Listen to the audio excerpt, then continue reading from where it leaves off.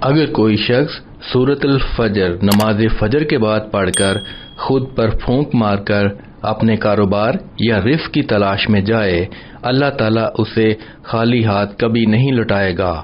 اللہ تعالیٰ اسے بہتر رزق عطا کرے گا۔ اللہ تعالیٰ اپنے بندے سے فرماتا ہے، اے بندے اٹھ، تو مجھے یاد کر اور اپنے رزق کی تلاش میں جا، میں تجھے بہتر سے بہترین رزق دوں گا جس کا تجھے گمان بھی نہیں ہوگا۔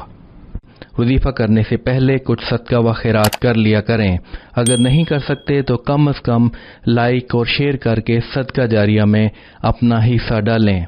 جس نے وظیفہ کے لیے کامنٹ کر دیا ہے ان سب کو اجازت ہے۔